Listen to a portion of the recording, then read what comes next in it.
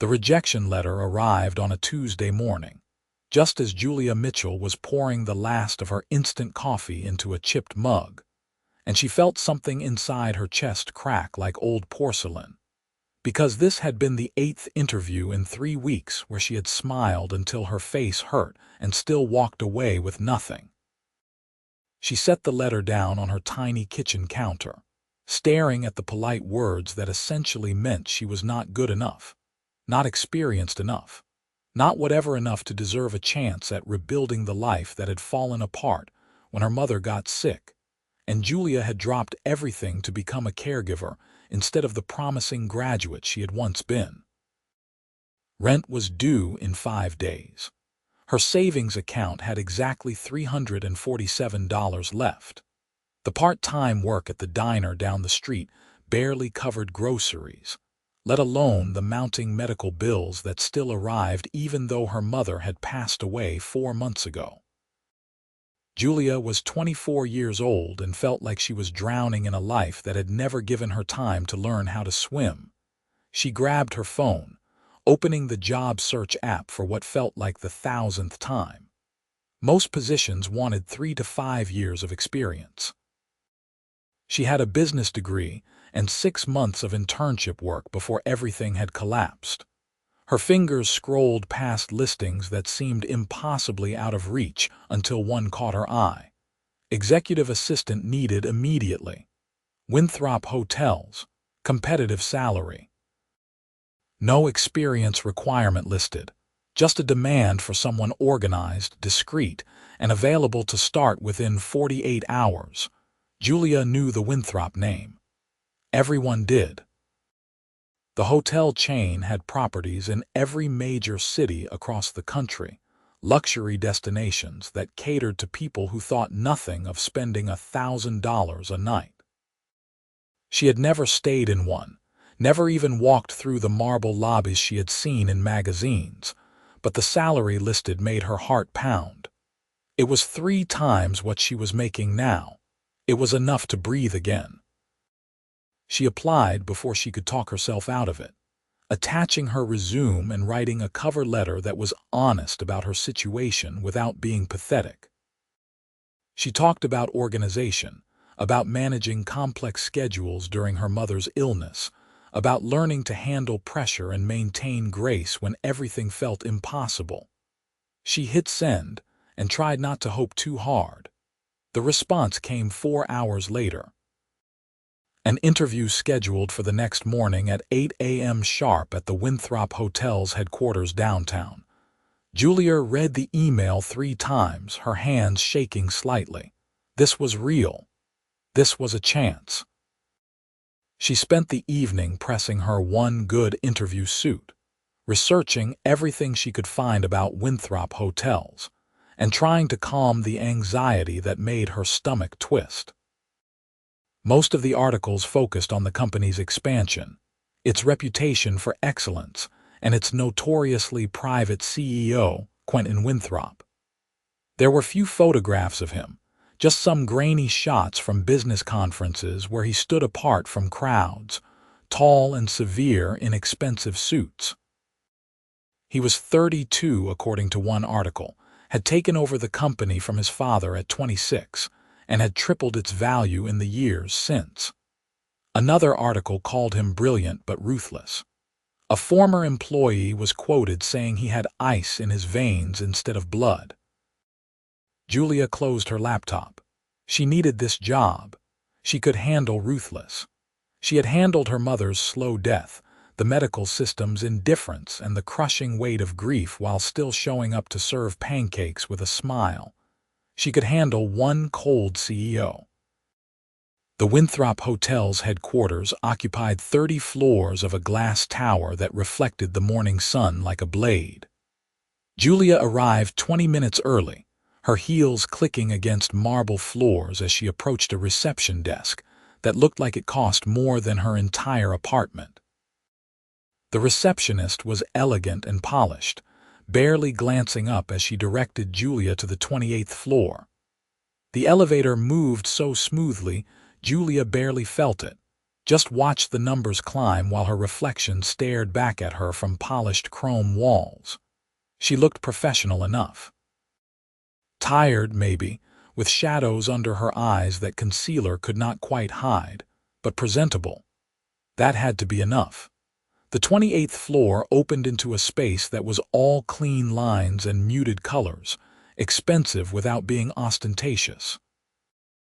Another assistant, this one older with sharp eyes and a nameplate reading Patricia, looked Julia up and down with an expression that revealed nothing. "Julia Mitchell." Patricia's voice was crisp. "You are early. Good. Mr. Winthrop values punctuality above nearly everything else. I am his current executive assistant.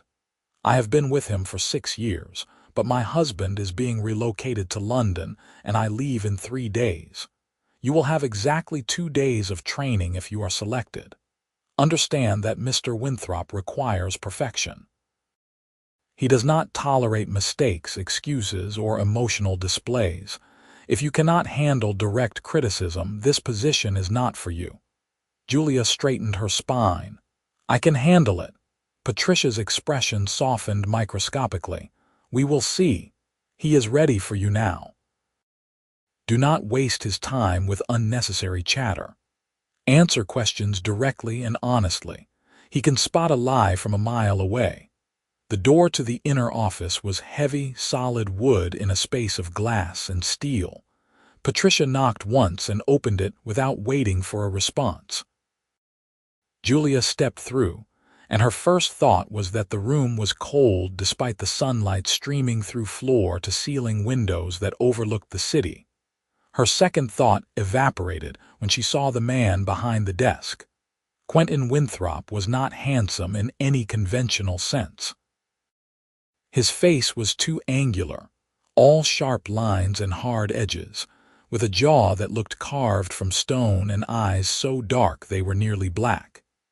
His hair was dark as well, perfectly styled, and he wore a suit that probably cost more than Julia's entire wardrobe combined.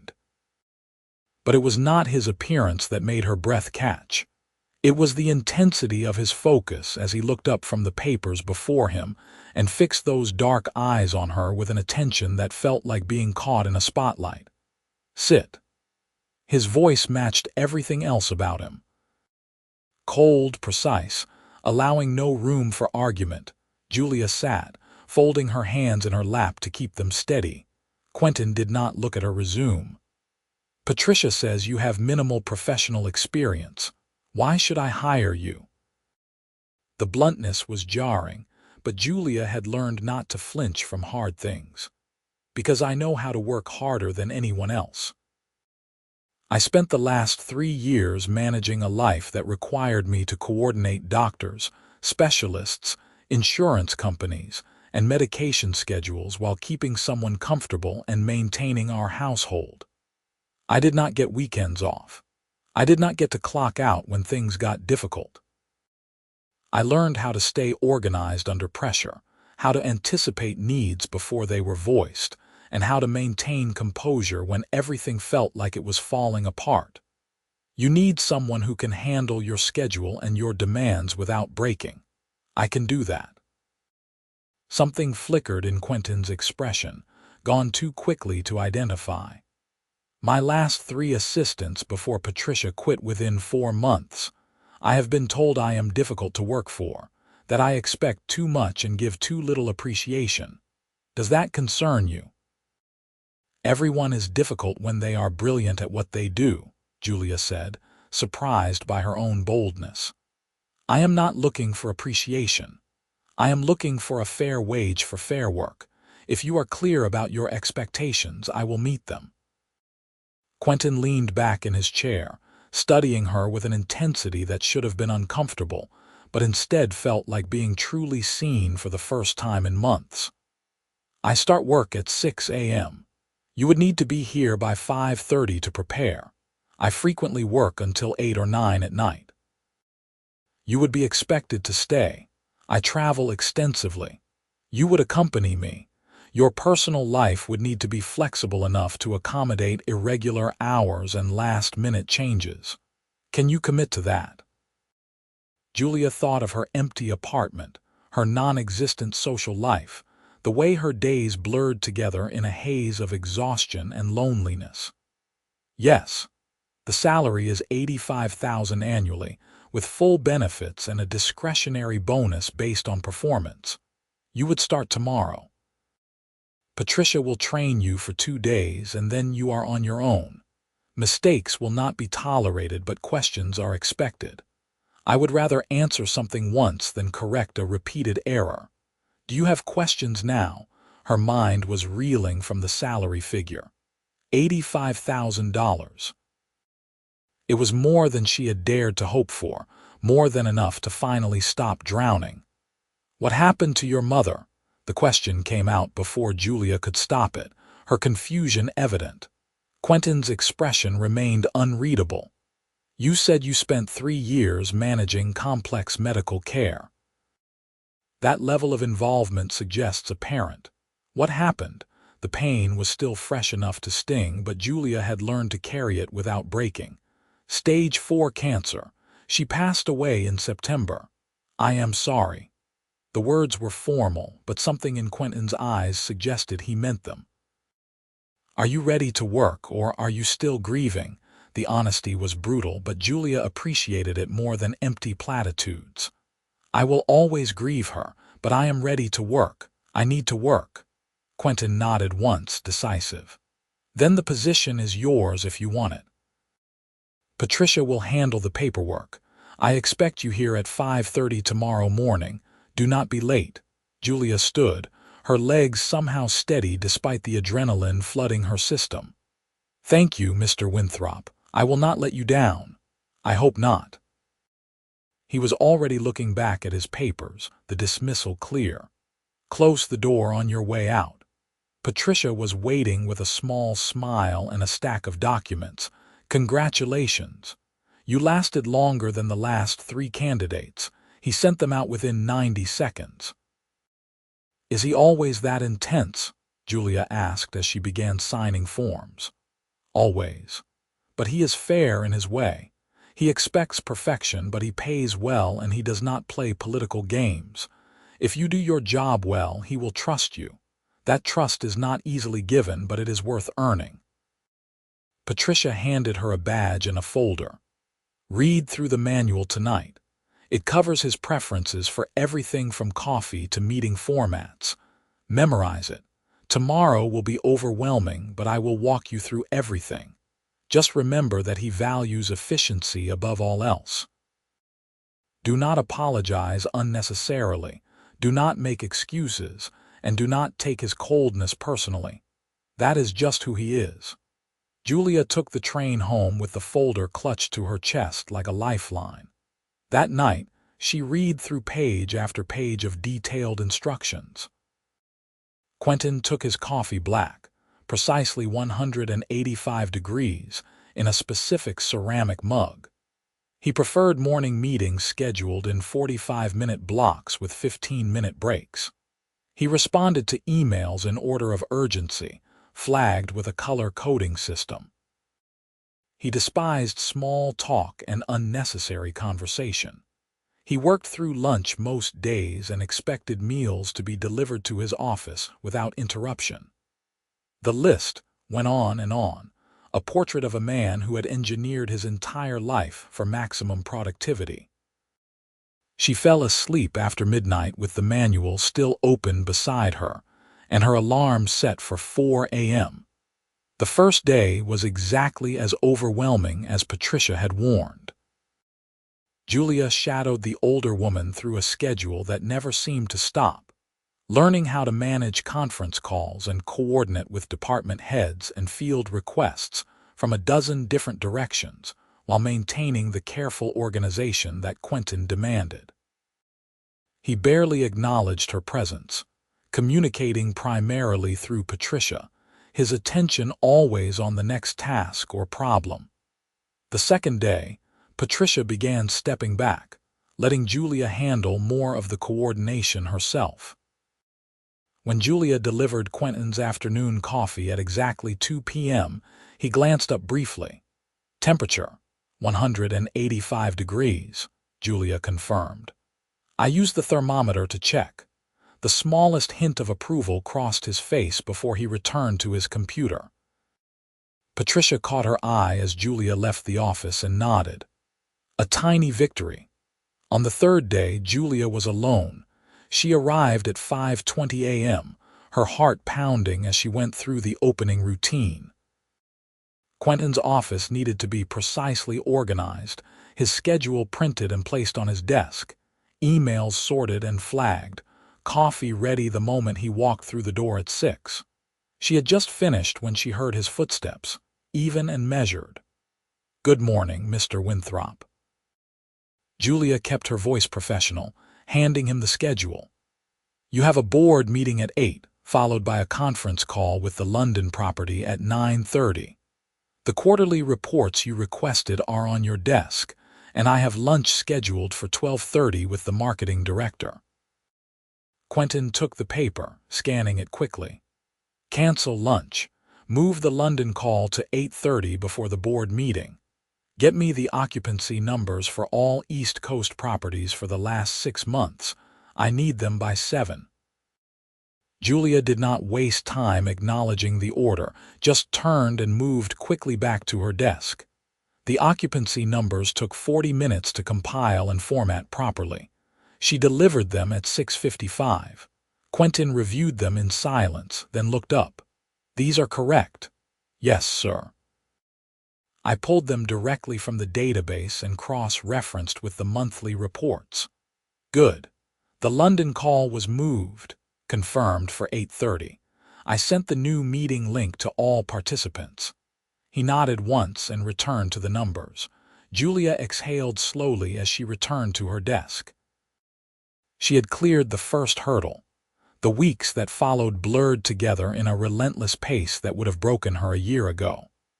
But Julia had learned how to function on minimal sleep, how to anticipate needs, how to stay focused when exhaustion pulled at her edges. Quentin was exactly as demanding as promised, his standards impossibly high, his criticism swift when something fell short. But Patricia had been right about one thing. He was fair. When Julia worked late, he did not leave until she did. When she managed a particularly complex scheduling crisis without bothering him, she found a bonus in her next paycheck. He did not offer praise, but he began to trust her with more responsibility, which felt like approval in its own way. She learned his rhythms, the way his jaw tightened when he was frustrated, the particular quality of silence that meant he was working through a problem. She learned that he took exactly 6 minutes for his morning coffee, standing at the window overlooking the city before the day truly began.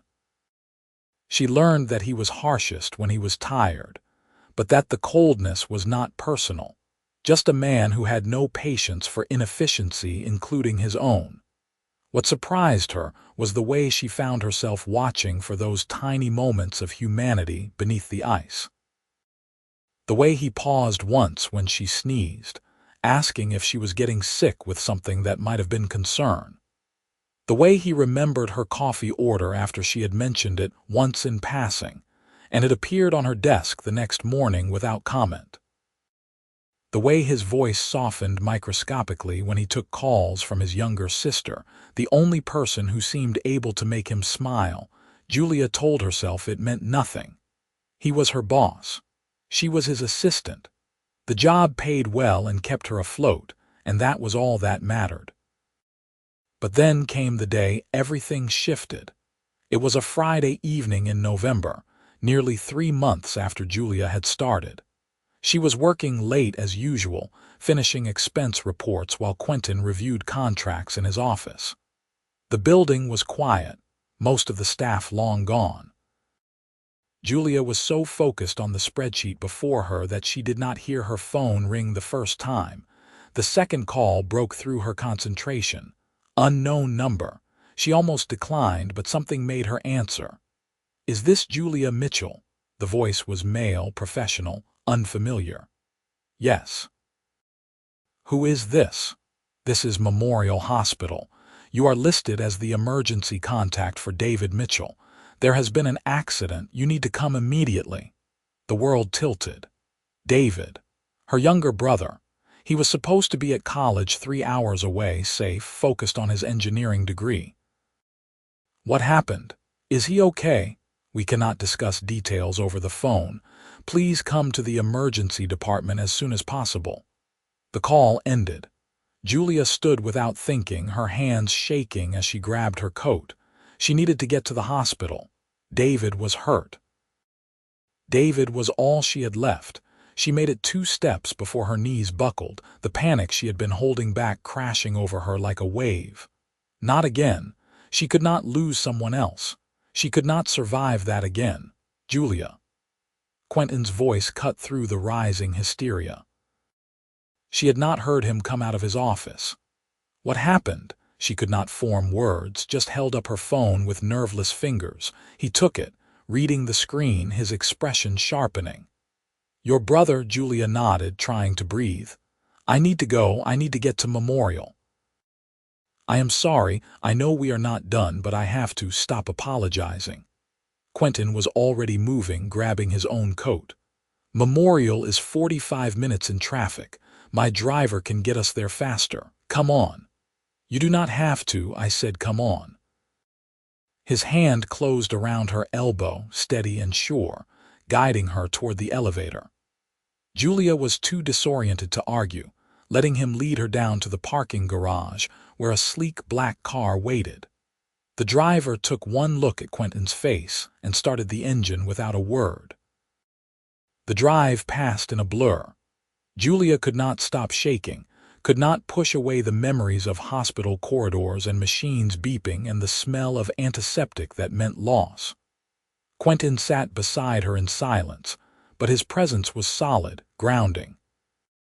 Halfway through the drive, when a sob escaped despite her best efforts to hold it back, his hand found hers and held on. "He is going to be okay," Quentin said, and his voice was different than she had ever heard it. Warm, human. "Hold on to that until you know otherwise." Julia held on to his hand instead, and he let her. Memorial Hospital was chaos and fluorescent lights.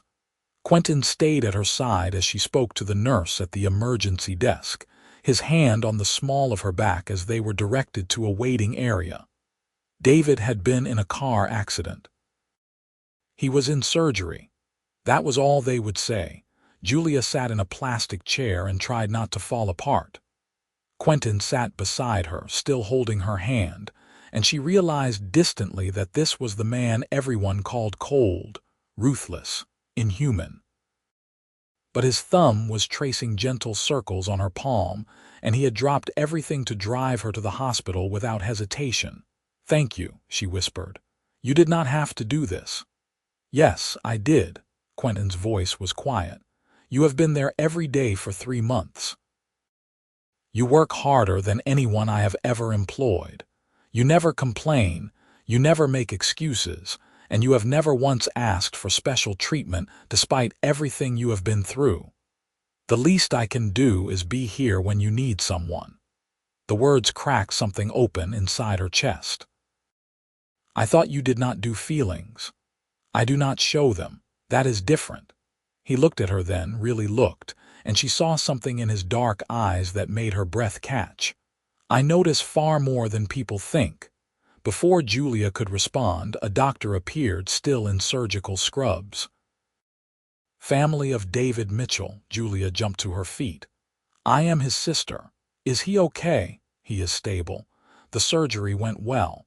He had a collapsed lung and some internal bleeding, but we repaired everything.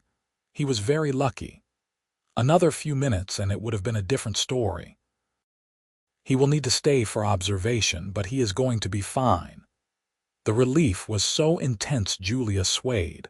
Quentin's arm came around her shoulders, keeping her upright. "When can she see him?"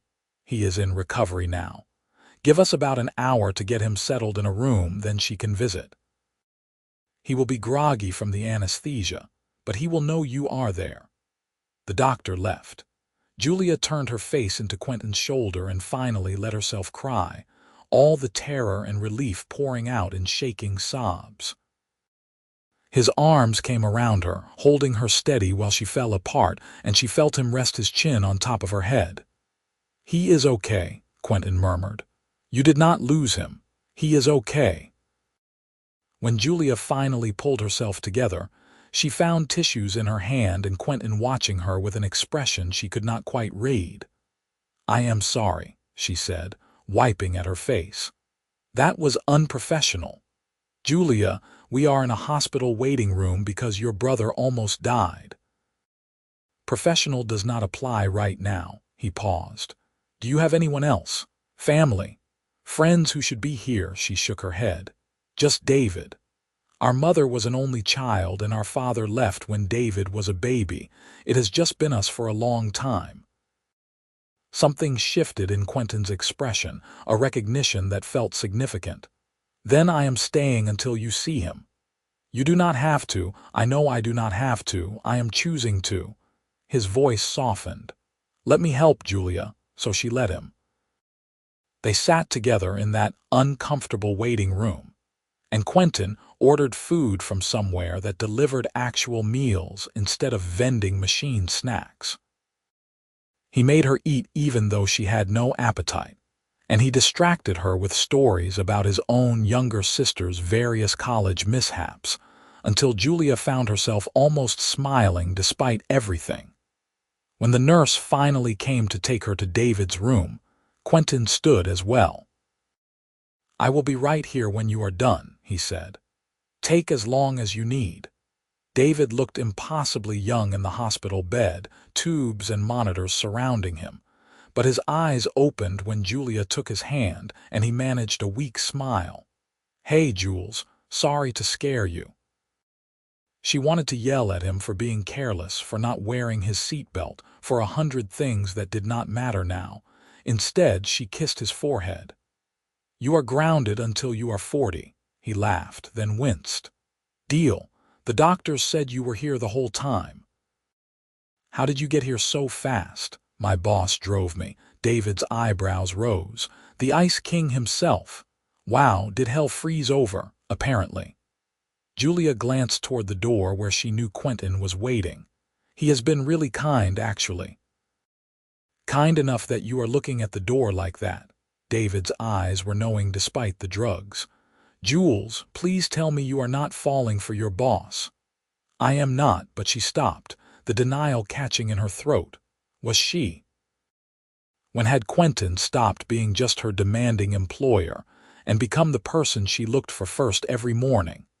When had his rare smile started feeling like sunlight? When had she started noticing the way his hands moved when he was thinking, or the way his voice changed when he was pleased with her work? "Oh no," David said, reading her face. "You totally are. Does he know?" "There is nothing to know. He is my boss, that is all." "Right. And he drove you to the hospital in the middle of a workday because he does that for all his employees." "Stop it. You just had surgery. You are supposed to rest, not play matchmaker." But David was grinning now despite his obvious discomfort. "Someone has to. You have not looked at anyone since Marcus, and that was 3 years ago.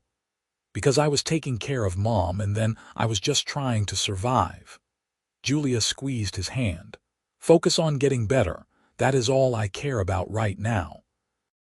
She stayed until David fell asleep, then returned to the waiting room to find Quentin exactly where he said he would be, reading emails on his phone.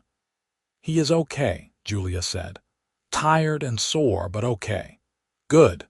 Quentin stood, pocketing his phone. "Do you need to stay longer?" "They said visiting hours are over. I will come back in the morning." She hesitated. "Thank you for everything. I do not know what I would have done without you tonight." "You would have managed. You always do." Quentin studied her face. "But I am glad I could help. Come on. I will have Marcus drive you home."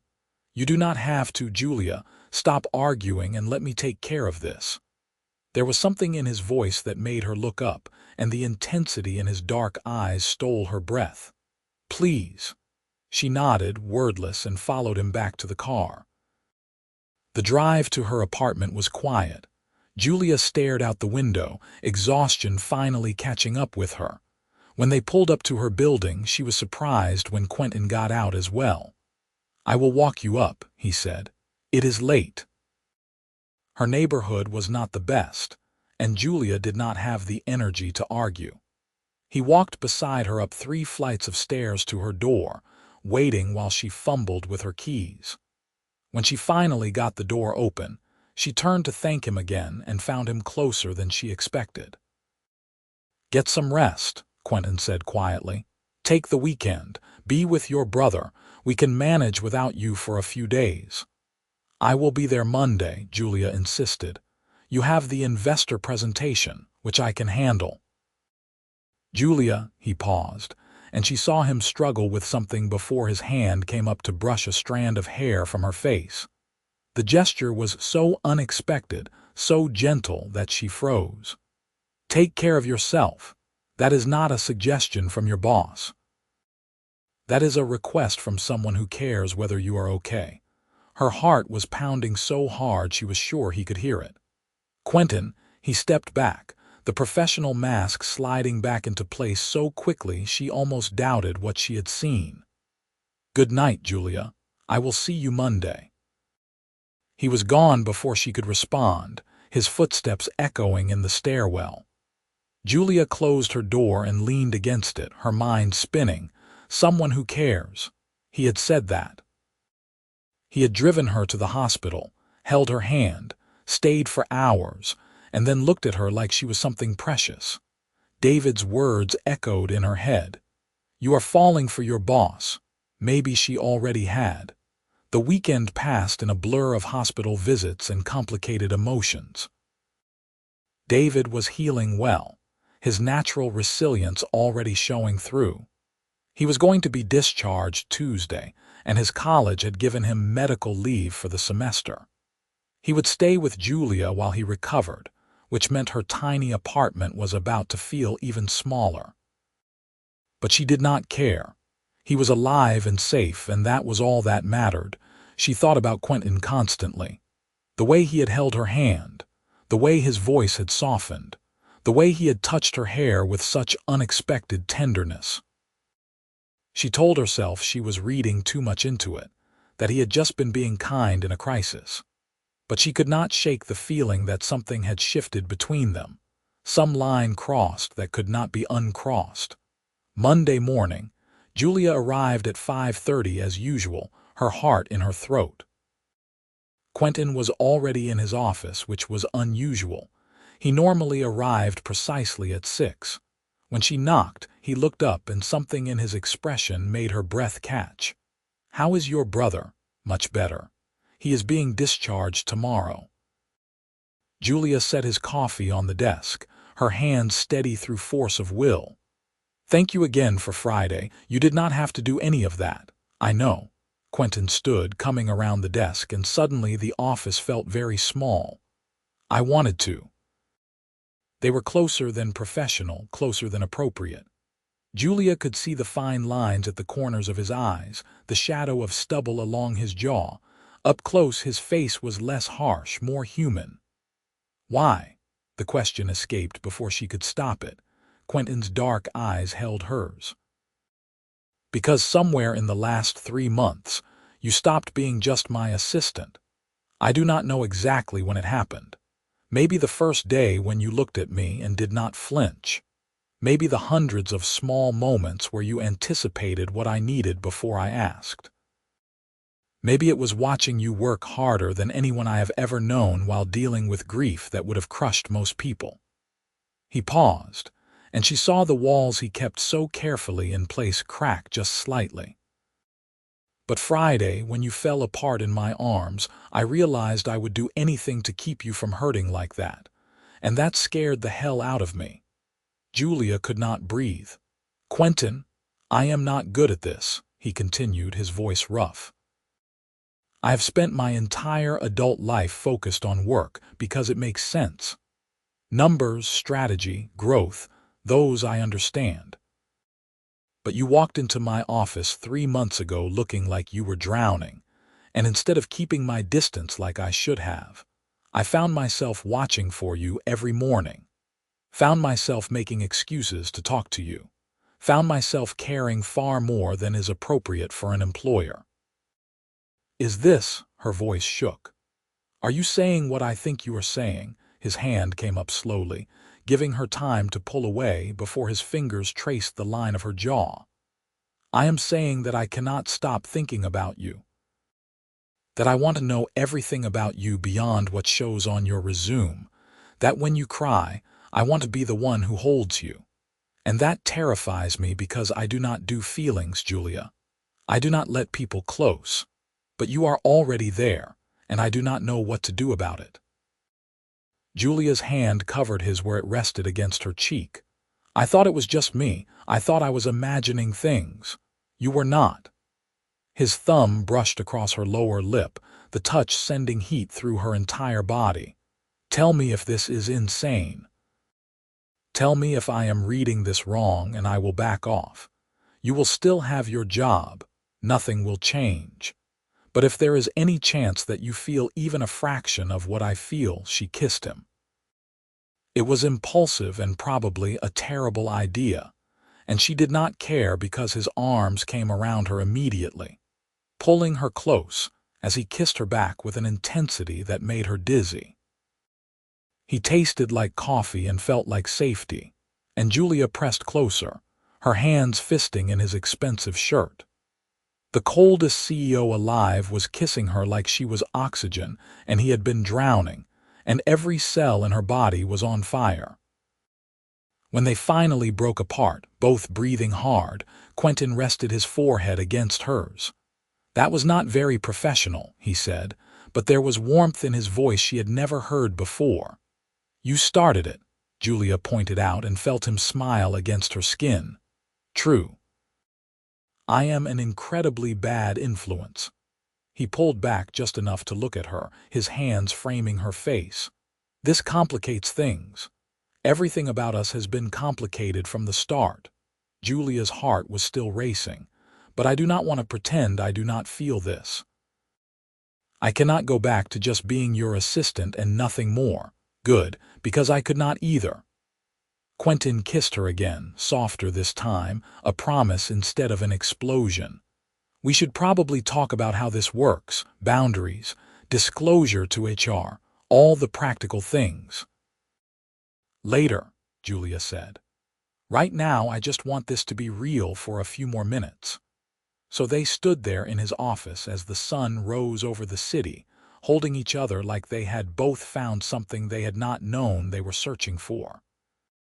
The phone on Quentin's desk started ringing, the outside world demanding attention. He ignored it. I have never done this before, he admitted quietly. I do not know how to balance a relationship with work. Neither do I, but maybe we can figure it out together. Julia looked up at him, seeing past the cold exterior everyone else saw to the man beneath. You are not as scary as you pretend to be. Do not tell anyone. My reputation will be ruined. But he was smiling, real and genuine, and Julia felt her heart turn over. The next weeks were a study in navigation. They were careful at work, maintaining professionalism even as the air between them hummed with new awareness. Quentin told HR, ensuring everything was documented and above board. There were forms to sign, policies to review, discussions about reporting structures. It was bureaucratic and unromantic and absolutely necessary. But after hours, when the office emptied and they were alone, the walls came down.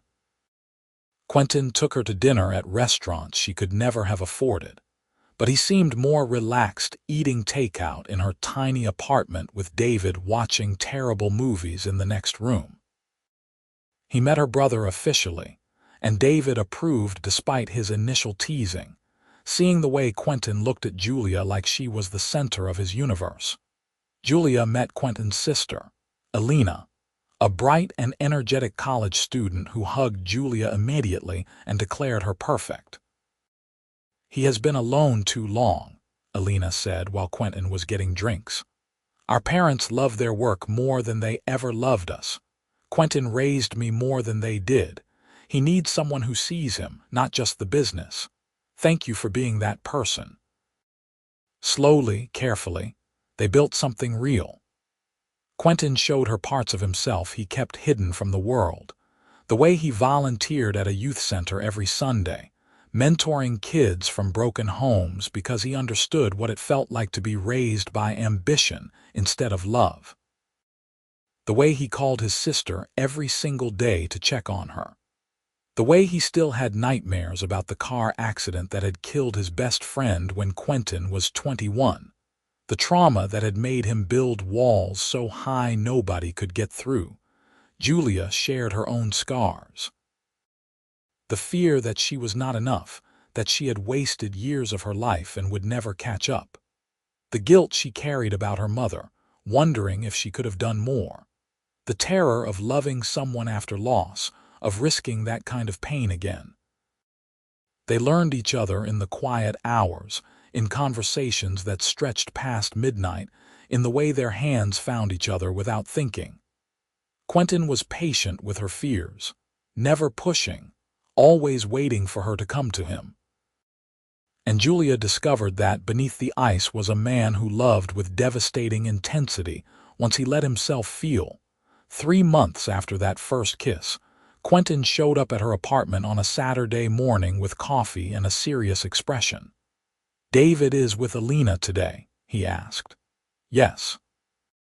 They were going to some art exhibit. Julia took the coffee, concern flickering. "Is something wrong?" "No, but I need to talk to you and I wanted privacy." Quentin ran a hand through his hair, a rare gesture of uncertainty. "I have been offered a significant opportunity. A group of international investors wants to expand Winthrop hotels into Europe. It is everything I have been working toward for years. The kind of growth that would establish us as a truly global brand." Julia's heart sank. "That is amazing, Quentin. You should be celebrating." "The catch is that I would need to be based in London for at least 2 years to oversee the expansion personally. I would be leaving in 2 months. He caught her hands, holding tight. "I could ask you to come with me. You have proven you are extraordinary at this job. But that would mean leaving David, leaving the life you have here. And I will not ask you to give up everything when we have only been together for 3 months. She understood what he was not saying. The logistics were impossible. Long distance for 2 years would kill what they had. But asking her to uproot her entire life when her brother still needed her, when everything was so new, that was not fair either. "What are you saying?" Julia's voice was small. Quentin pulled her close, his arms wrapping around her. "I am saying that I love you. I am probably supposed to wait longer to say that, but I do not care about timelines. I love you, Julia Mitchell. You walked into my life and changed everything. You made me remember how to feel, how to be human instead of just efficient. And the thought of losing you makes me want to turn down the biggest opportunity of my career." She pulled back to stare at him. "You cannot do that. Why not? What good is building an empire if I am miserable, if I have to be alone in it?" His hands cupped her face. "I spent 32 years thinking work was enough. That success was all I needed, but you showed me I was wrong. You are what makes me happy, Julia, not hotels or money or expansion." Tears were sliding down her face now. "I love you too, so much that it terrifies me. But I cannot let you give this up. You would resent me eventually and I could not bear that. Then come with me. David needs me here. He is transferring to a local college to finish his degree. His whole support system is here now." Julia's voice broke. "I cannot leave him. Not after almost losing him." They held each other while the impossible situation sat between them like a wall. Finally, Quentin spoke again. "What if David came too? He could study at any number of excellent universities in London. I would cover the costs. He would have the same support system, just in a different location." Julia blinked. Quentin, that is too much. No, it is not. He is your family, which makes him important to me, and I am not asking you to choose between us. I am asking if you would consider building a life with me, one that includes your brother until he is ready to be on his own. Quentin's voice was steady, certain. I know it is fast. I know it is crazy, but I also know that what we have is real, and I do not want to lose it because of geography. Hope was a dangerous thing, but it bloomed in Julia's chest anyway. You really want us both to come. I want you. Whatever that means, whoever comes with you, whatever it takes, I am not letting you go without a fight. He kissed her forehead, her cheeks, her lips. Say yes. Take a leap with me. We will figure out the details together. Julia thought about the girl who had walked into his office 6 months ago, desperate and drowning and sure she would never surface again. She thought about how Quentin had seen past her fear to who she really was. How he had held her together when she broke. How he had opened himself up despite every wall he had built, trusting her with the real him. She thought about David, who deserved adventure and possibility. Who had looked at her just last week and said she seemed happy for the first time in years. She thought about all the reasons this was crazy and all the reasons it might just work. Yes, she whispered. Yes, I will come to London with you. Quentin's smile was brilliant, transforming his entire face. He picked her up and spun her around, laughing with pure joy, and Julia could not remember the last time she had heard him laugh like that. Free and unguarded and utterly happy. I love you, he said again, setting her down but keeping her close. I promise I will spend every day making sure you never regret this. I love you too, even when you are impossible and demanding and make me want to throw things at your head. Especially then, he agreed, kissing her deeply. I would not be me without those qualities. They told David together that night. Her brother listened to the whole plan, then grinned. So let me get this straight. I get to study engineering at a prestigious university in London, all expenses paid, while living in what I assume will be a ridiculously nice apartment, and all I have to do is watch my sister be disgustingly happy with her billionaire boyfriend. I am not a billionaire, Quentin corrected mildly. Not yet anyway. Close enough. I am in. David hugged Julia tight. Mom would be happy for you, you know that, right? She would want you to grab this kind of happiness with both hands. The words made Julia cry, but they were good tears this time, healing tears. The next 2 months were a whirlwind of logistics and planning. Quentin handled the work side, arranging for Julia to transfer officially to the London office with a promotion that made her role clear. She would be his executive assistant still, but with expanded responsibilities overseeing the entire European operations team. The salary increase made her dizzy. David got accepted to Imperial College London, his excitement infectious as he planned his courses. Elena helped them shop for cold weather clothes and made lists of places they had to visit. Patricia, who had returned from her own London adventure, gave Julia advice about neighborhoods and culture shock. And through it all, Quentin was a steady presence. Patient when Julia panicked about the enormity of the change, supportive when she worried about David adjusting, loving in ways that felt both overwhelming and exactly right. The night before they left, Julia stood in her empty apartment, looking at the space that had held so much pain and survival.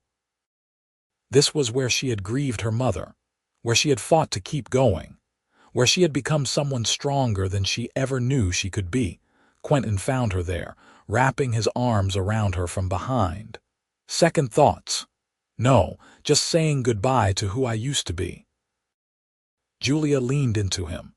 That girl who came to interview with you, she was just trying to survive. She never imagined she could actually live again. And now I am ready to do more than survive. I am ready to build something beautiful. She turned in his arms. With you. London was rain and old stone and a completely different world.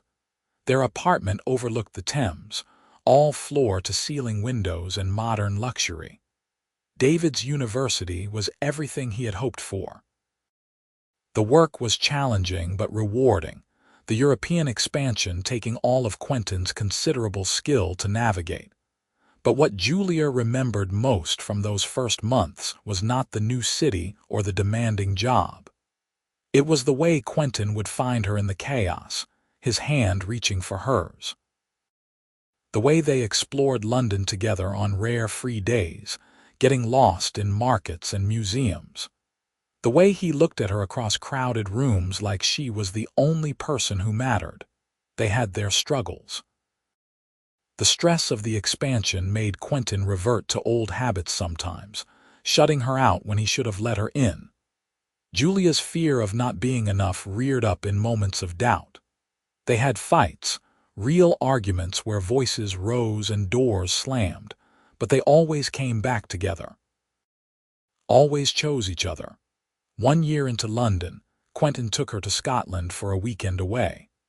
They stayed in a castle overlooking misty highlands, and he proposed on a cliff with the wind whipping around them and the ocean crashing below. "I know this has been crazy," he said, the ring box open in his hand. "Moving across the world, building a business, balancing everything. But you have been my constant through all of it, my partner in every sense of the word. I do not want to do any of this without you, Julia. Not business, not life, not a single day. Marry me. Choose me the way I choose you every single morning." She said yes through happy tears, and he slipped the ring on her finger with hands that shook slightly. They made love in that ancient castle with the storm raging outside, and Julia had never felt more certain of anything. They married 6 months later in a small ceremony with just family and close friends. Alina was maid of honor. David walked Julia down the aisle, and Quentin cried when he saw her, not caring who witnessed it. His vows promised partnership and passion and forever, and Julia believed every word. The European expansion was a massive success, exceeding every projection.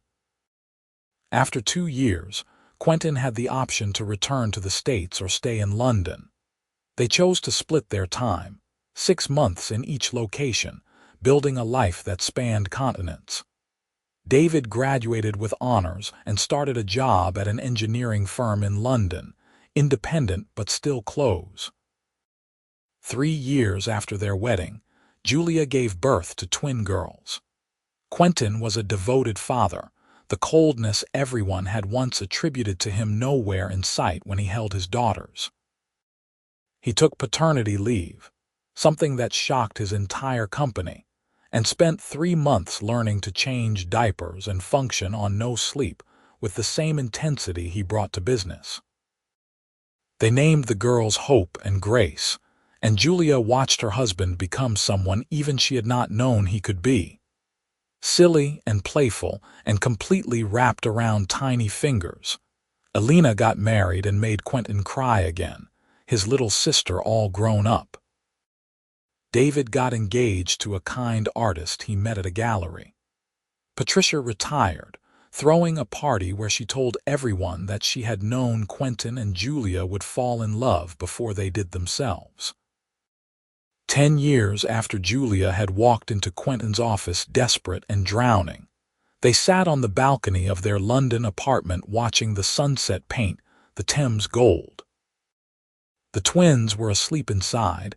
David and his fiancée were coming for dinner, and Alina was calling from New York with some exciting news about her photography career.